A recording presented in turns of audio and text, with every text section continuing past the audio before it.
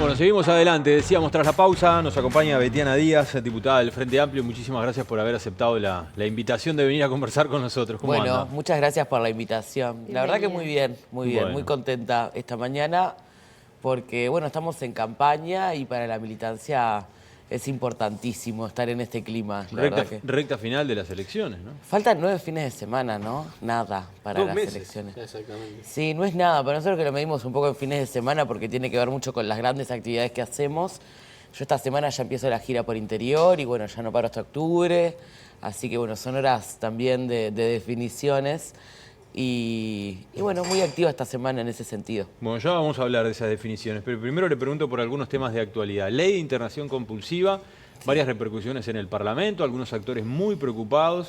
En el Frente Amplio, ¿cómo vienen monitoreando el tema? Bueno, nosotros en realidad planteamos nuestros reparos con respecto a este proyecto cuando el tratamiento. ¿Por qué? Porque nosotros decíamos, bueno, en realidad la posibilidad de levantar a la gente que está en calle cuando está en una situación de poner en riesgo su vida, ya estaba, ¿no? Con la ley de internación compulsiva que estaba aprobada anteriormente.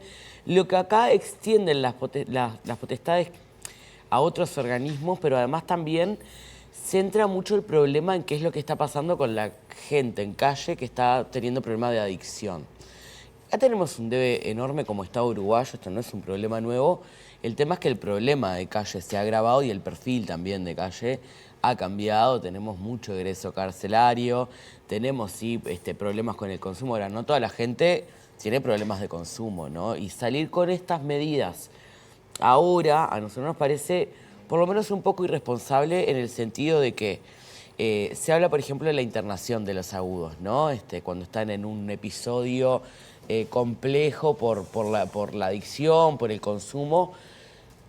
Hoy realmente ni siquiera está garantizada la internación voluntaria, ¿no? Tenemos el sistema no está preparado para estas situaciones. De hecho, camas de desintoxicación faltan. La partida de salud mental iba a financiar alguna de esas camas. Todavía no se termina de ejecutar y los fondos hace 8 meses que están vigentes. Pero bueno, claro, son obras, infraestructura, contrataciones de equipos multidisciplinarios que no se hacen de un día para el otro y realmente con 20 camas este problema no se arregla, ¿no?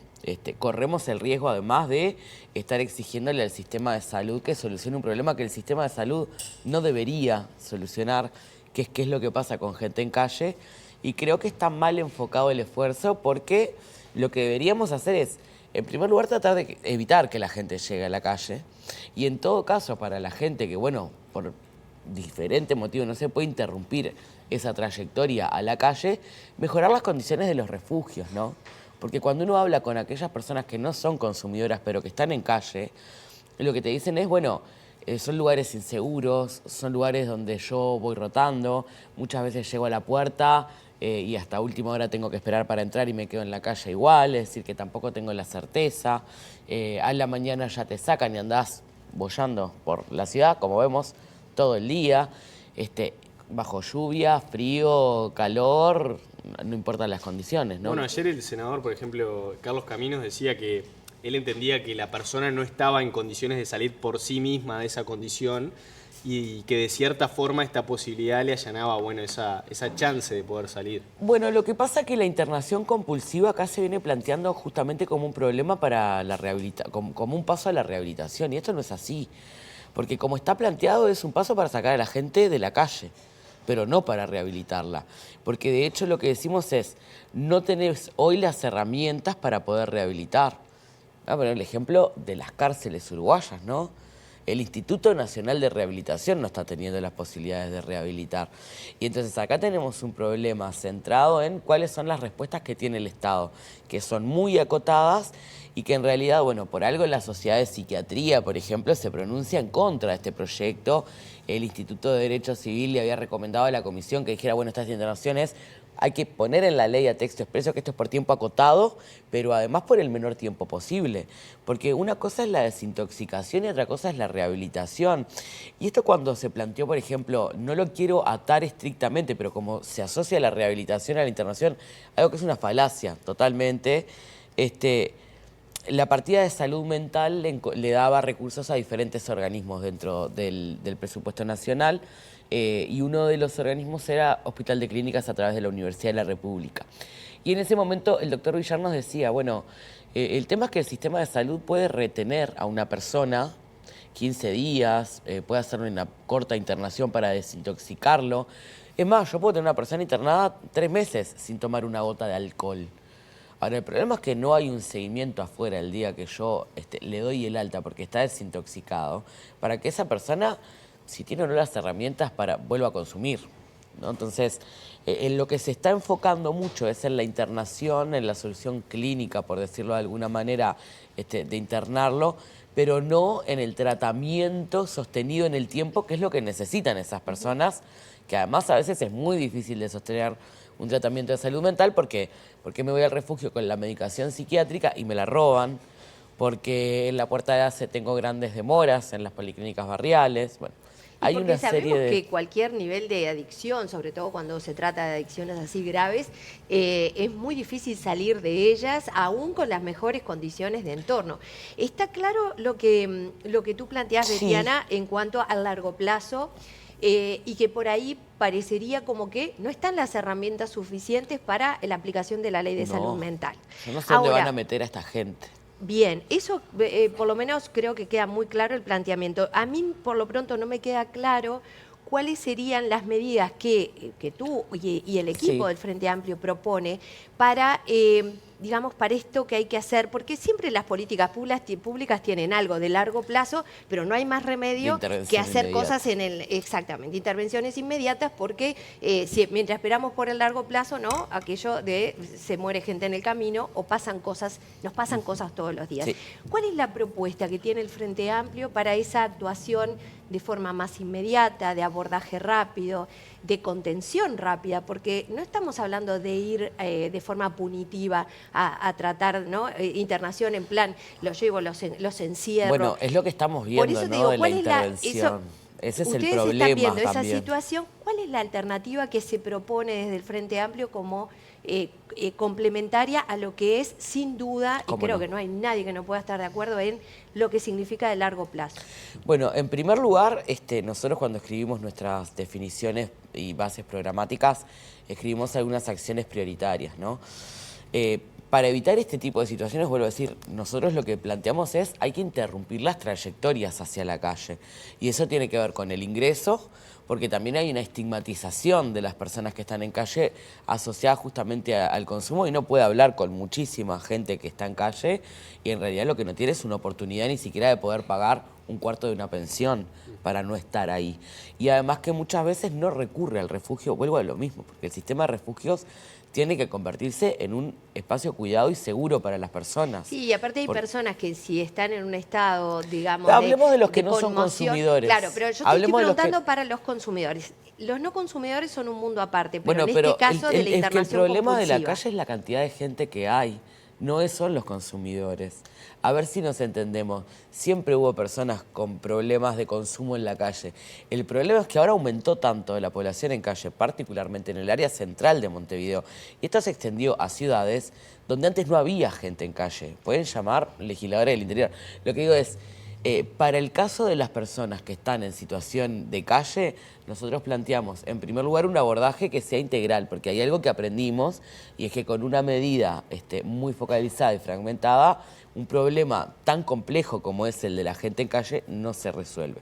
Así que equipos de acompañamiento... Si son personas con un nivel de adicción que pone en peligro su vida y la vida de los demás... Pero eso ya estaba habilitado por la ley, ya estaba habilitado a sacarlo de ahí. Exacto, pero ahí es que si tú ves una persona que está en una crisis, por ejemplo, ¿no? No por consumo, en una crisis de salud, exacto, de salud mental, está en riesgo de muerte, ¿no? Bueno, esa persona puede ser trasladada y podía ser trasladada antes, mucho antes de esta modificación. De hecho, eso se hace, y con asistencia del Ministerio del Interior también cuando lo requieren los diferentes organismos, porque cuando yo voy a sacar a alguien de la calle muchas veces, que un médico constata que su estado de salud es el que está en condiciones de tener este abordaje de internación, bueno, ahí hay gente que responde violentamente, ¿no? Entonces, esto ya podía ya podía pasar. Lo que a mí me parece acá es que estamos dándole como una importancia, una herramienta que en realidad no es más que haber agregado al Mides en esto, que además trabaja con la gente en calle, o sea que también constataba esto, pero que además lo que nosotros decimos es, hay que invertir en casas de medio camino, hay que planear cómo financiar la ley de salud mental, porque la internación es una parte de lo que necesitan las personas con adicciones. Vuelvo a decir, hoy no hay condiciones para la internación voluntaria. Pensar que va a haber condiciones para la internación compulsiva con todo lo que eso requiere de inversión, incluso edilicia en muchos centros, es muy optimista, ¿no? Hay gente que pasa meses y meses porque está en calle y en consumo, esto lo decía NITEP, la organización que nuclea personas en calle, golpeamos puertas, son meses, y volvés a la calle del consumo porque la única respuesta que te dan es una internación corta y después te sacan. Bien. Y volvés a ese círculo, ¿no? O sea, hay que invertir en mejorar el sistema de refugios, en que sean espacios seguros y en asegurar también, algunos programas de trabajo protegido para que esa gente tenga una oportunidad, ¿no? Diputada, hay varios temas. Quiero preguntarle por la pobreza infantil. Sí. Lucía Topolansky habló en su momento de los centros CAIS 24 horas para atender determinadas problemáticas. ¿Qué otras propuestas hay en ese programa que tiene el Frente Amplio para abordar esto que preocupa muchísimo, ¿no? Bien, yo vuelvo a decir, hay algo que transversaliza el programa del Frente Amplio, que es justamente la integralidad para el abordaje de los problemas más complejos. Y el fenómeno de la pobreza infantil es algo que no podemos tratar de forma aislada, ¿no? Es decir, este gobierno tuvo un intento de atenderlo con muy mal diseño y con poco resultado, ¿no? Porque con la creación del bono crianza, igual así, son 2.226 pesos, ¿no? Para los niños de 0 a 6 años, que no le cambian, digamos, el mes a ninguna madre. Es una ayuda, pero en realidad, no tiene la integralidad que en su momento decían que iba a tener. Nosotros esto lo advertimos. Y entonces lo que nosotros planteamos es, para hablar de la pobreza infantil, en primer lugar hay que hablar de qué está pasando con el ingreso de las familias uruguayas. Porque los niños no viven solos, los niños que están en pobreza, viven con sus padres o con sus abuelos. Y lo que está pasando en este país es que cuando uno pasa raya, el 95% de los hogares uruguayos hoy tiene menos capacidad adquisitiva que en 2019. ¿De dónde saca ese dato, diputada? De un estudio del Departamento de Economía de la Universidad de la República y además de otro estudio de Exante, que fue mucho más generoso y dijo que el 80%, ¿no? Es decir, para ver la trayectoria desigual, hoy el 95% de los hogares uruguayos está 1,6% debajo en su poder de compra y solo el 5% de los hogares más pudientes fueron quienes no solo recuperaron el poder de compra, sino que además lo aumentaron en torno al 3%. Entonces, obviamente, el bolsillo está rindiendo menos, pero además también hay algo que sucede que es, con aumento, ¿no les parece raro que con aumento de los puestos de trabajo aumente la pobreza? Eso habla de la calidad del empleo que se está creando, ¿no? Es trabajo precario, con muy malos salarios. Lo que aumentaron fueron los puestos de trabajo informales en detrimento de casi 14.000 puestos formales el año pasado, por ejemplo. Estos datos del INE, ya que No, pero por la fuente, me parecía interesante saber de dónde venían estos números. Y en realidad lo que vemos es, cuando uno habla de la pobreza, no habla de esta imagen del asentamiento, del barrio muy precario, las personas que no trabajan.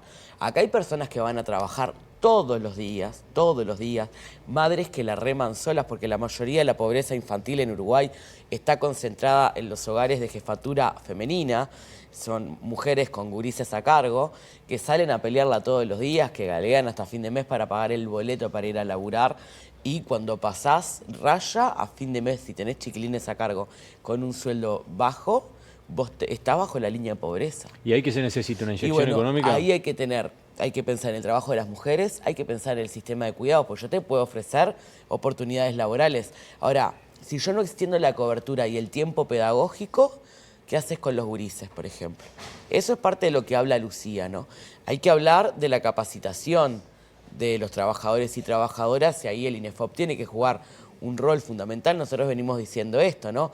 Hay cambios muy acelerados en el mundo del trabajo, donde en realidad el INEFOP debería atender esta situación de capacitación de forma permanente y no únicamente cuando se pierde el empleo.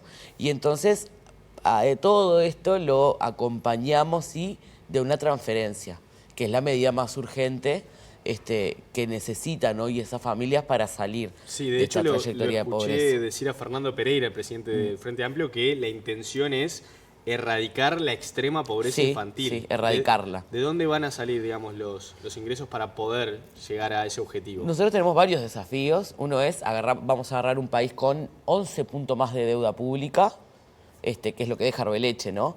Y además un déficit mayor que en el 2019. O sea que las posibilidades de seguir aumentando el déficit es una decisión política que hay que valorar a ver cómo se hace, porque realmente lo que no se puede llevar el equilibrio de las cuentas públicas es a la gente puesta, ¿no? Que es un poco lo que nos está pasando, porque con los mismos niveles de déficit no tenemos los mismos niveles de bienestar. O sea, usted dice algo que, se hizo mal. Pensando, ¿no?, en ese escenario hipotético. El Uruguay tiene que crecer. De que el Frente Amplio llegue al gobierno. La economía tiene que crecer. ¿Estarían dispuestos a sacrificar ciertos puntos del déficit para erradicar esa extrema en pobreza? realidad tenemos que ver qué herramientas podemos llegar a tener, porque tampoco sabemos cómo está la caja, porque este gobierno ha sido muy poco transparente en el manejo de los fondos públicos, ¿no? Es imposible calcular cuándo vamos a empezar a pagar muchas de las obligaciones de pago de las obras, por ejemplo, que están en ejecución hoy, porque algunas tienen meses de gracia para empezar a pagar, diferentes modalidades, pero el desafío más grande que tiene el Uruguay es interrumpir esta trayectoria mediocre de crecimiento a tasas del 1% anual, donde en realidad la economía se recupera, pero la gente se sigue cayendo, porque la pobreza no volvió a los niveles prepandemia, el producto uruguayo sí. Y ahí lo que vemos es, bueno, hay que mejorar la inserción internacional del Uruguay. Este gobierno no abrió un solo mercado, ¿no? Con la calle que decía, vamos a negociar solos con China porque el Mercosur es un lastre. En realidad lo que hizo fue colocar productos de menor riesgo sanitario en mercados que ya estaban abiertos, ¿no? Eso es lo que leemos en la prensa.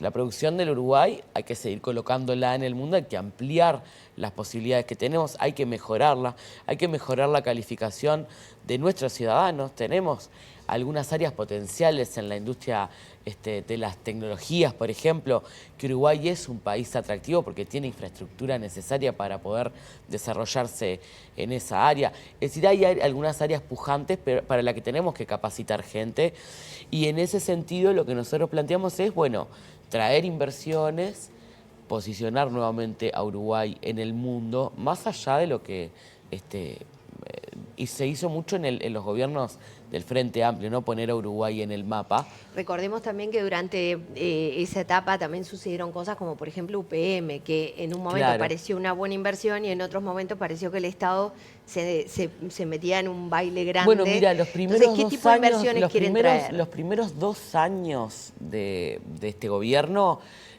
parte de los puestos de trabajo que no se perdieron los sostuvo UPM. Claro, pero ustedes mismos sacaban han la sido cuenta, críticos sacaban con lo que le, con llegaban lo que se a ha sacar la cedido a cuenta de UPM. Ferrocarril Central y se les caían los números de empleo, ¿no? Algo que no generó este gobierno, el veredó. Claro, digamos. Pero después han sido muy críticos Y es parte con lo de que lo que deja cuenta Falero una en empresa el récord de internacional. inversiones, ¿no? Digo porque acá me parece importante hablar de algunas cosas.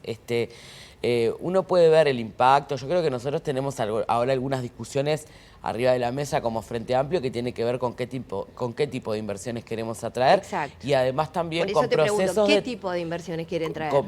Con un proceso de transición ecológica más amigable, ¿no? Por con eso, el porque ambiente. es importante ver Para este eso tipo hay que de hacer cosas. varias cosas, porque yo puedo decir que estoy comprometida a cuidar el ambiente y después, además no a hacer. generar institucionalidad específica como hizo este gobierno, y tener un Ministerio de Ambiente que no funciona, que no pudo cobrar una multa en casi que en los primeros 2 años. Nosotros lo que proponemos es sí tener una revisión, por ejemplo, de lo que es la ley de inversiones, la ley que trae inversiones, para que, por nosotros, esta medida de exonerar, por ejemplo, aquellas inversiones que se instalan en Uruguay, la utilizamos como un estímulo, obviamente, pero además lo que nosotros tenemos que ver es Esto es parte del paquete que se va puntuando para ver qué tipo de exoneración se le da a estas empresas. Bueno, tener sí una priorización sobre el cuidado del ambiente y tener mejores controles, sobre todo tener mejores controles. Eso necesita fortalecer la plantilla de trabajo del Ministerio de Ambiente, que el año pasado siguió con recorte presupuestal, 42% en funcionamiento le recortaron al Ministerio de Ambiente. No lo digo yo, lo escribió la Contaduría General de la Nación en el tomo 1 de resúmenes de esta rendición de cuentas.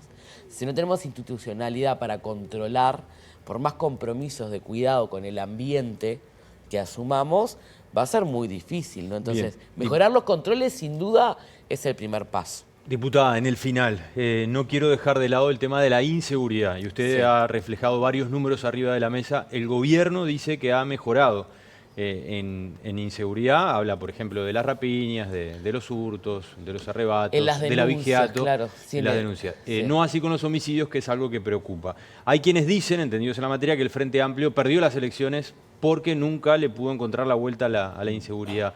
¿Qué proponen hacer si llegan al gobierno otra vez? Y bueno, yo creo que este gobierno va a perder también por lo mismo, ¿no? En gran parte de sus grandes fracasos es la seguridad.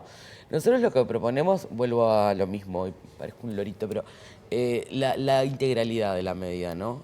Hablar de la seguridad requiere hablar del Estado presente en el territorio y no solo con presencia policial. Hay localidades enteras donde los gurises no tienen nada para hacer. Nosotros queremos que haya oferta cultural, oferta académica, oferta educativa no formal también, como se ha llegado a algunos lugares. Queremos además tener, bueno, una policía que no esté tan vapuleada como en este gobierno, ¿no? Con lo que fue la legislación para las licencias médicas, con la caída en el salario real de forma ¿Eliminarían sostenida. esto de las licencias médicas ustedes? Hay que reverlo esto, pero Reverlo. así como está, primero que es inaplicable. Yo se lo pregunté a Heber en la rendición de cuentas, le dije, ¿cómo lo va a aplicar usted en el Ministerio del Interior, que es el que más toma licencia? No sé. Perfecto, o sea, tomás una medida para hacer prensa, además para reforzar la idea de que hay funcionarios que están de vivos en el Estado, y resulta que los que más toman licencia médica son los funcionarios del Ministerio del Interior. No tiene sentido, ¿no? Pero además hay otros grandes problemas y una gran emergencia que va a heredar la administración próxima. Yo entiendo que hay una gran posibilidad de que sea el Frente Amplio, pero quien herede este problema va a vérsela muy complicada, que es la cárcel uruguaya. Ese es otro problema muy grande. La respuesta punitiva nos está generando un problema, que es que las cárceles del Uruguay están reventadas, ¿no? Tenemos un hacinamiento enorme, estamos casi 3.000 plazas abajo, es decir, hay 3.000 personas que hoy no tienen lugar en el sistema y sin embargo están presas. Entonces yo decía, bueno, no sé dónde van a meter a toda esta gente que quieren sacar de la calle, porque a la cárcel no pueden ir así, realmente le aseguraran el lugar. Porque No tendrían por qué ir a la cárcel tampoco porque no cometieron ningún delito. No, claro, pero digo, no hay el encierro, que es un poco la respuesta que se le da a la gente que está en calle, porque no hay una alternativa real para que esa persona tenga una oportunidad de salir de ahí, tampoco estaría respondiendo. Digo, la emergencia carcelaria es real. Esto es, nunca hubo tanta gente presa en la historia del Uruguay. Hay unas 16.000 personas presas, hay 9.000 personas más en medidas alternativas y esto no se está reflejando en que estemos más seguros y más seguras en el afuera, ¿no? Entonces, bueno, la cárcel también está generando otros problemas de convivencia porque esta gente sale muchas veces en peores condiciones a veces de la cárcel porque es una cárcel que no rehabilita. Más allá del esfuerzo enorme de mucha gente que opera, funcionarios policiales, operadores penitenciarios, que realmente van y se comprometen a la rehabilitación en las condiciones mínimas que tienen para poder funcionar. Diputada, le consulto, hablando a propósito de situación, bueno, carcelaria, presos políticos, en fin, un montón de cuestiones desafortunadas que se han vivido en Venezuela en los últimos años y especialmente ahora con el foco puesto en las elecciones, por las declaraciones de Yamandú Orsi, que, bueno, al ser consultado por el viaje de la calle Pou para insistir en esto de fraude electoral en Venezuela, él dijo de manera un poco irónica, tiembla Maduro. Usted lo compartió en redes, por eso sí. quería consultarle qué visión tiene sobre eso. Sí, no, es que en realidad a mí me parece descabellado, totalmente descabellado, que con todos los problemas que hay en el Uruguay, de seguridad, de empleo, tenemos al ministro del Interior diciendo que tiene mucha preocupación por la instalación del tren de Aragua en Uruguay, el presidente vaya a hacer discursos de Venezuela en Nueva York, de verdad, a 2 meses de las elecciones. Y es parte de lo que demuestra que Venezuela viene siendo un tema que se coló en la campaña política. Pero, por ¿no? ejemplo, Mario Vergara, por decirle algo, ayer escribió un tuit en referencia a Venezuela.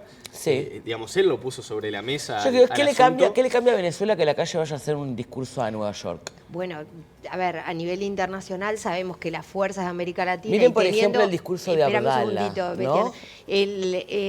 Sabemos que hoy, sea quien fuera el presidente de Uruguay, teniendo aprobación como tiene a nivel de América Latina en cuanto a su imagen, además, estamos de acuerdo que a nivel de relaciones internacionales, los países que se presenten y hablen en un organismo como Naciones Unidas tienen su peso. Y si hoy empezamos a abandonar los pesos, aunque sea pequeños que podamos tener, todo significa de ahí a que tiemble Maduro o no tiemble Maduro. Por Uruguay no, pero bueno, de ahí a quitarle importancia a una participación de un país respetado jurídicamente como Uruguay, ¿te parece que la relación entre el discurso y las acciones políticas de la calle con respecto a Venezuela?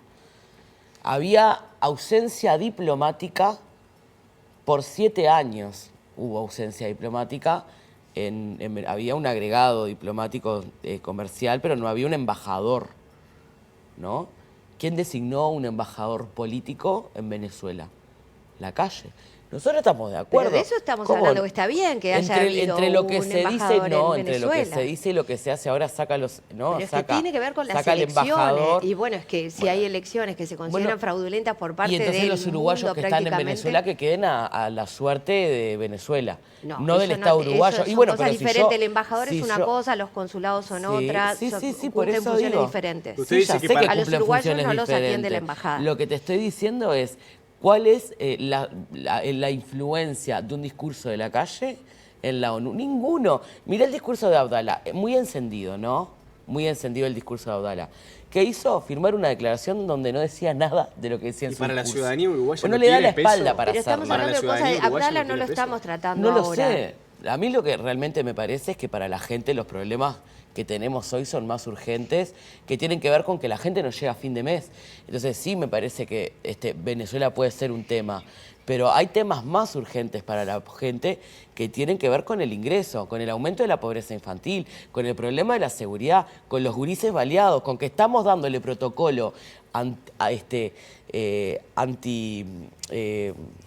balacera a los chiquilines en las escuelas.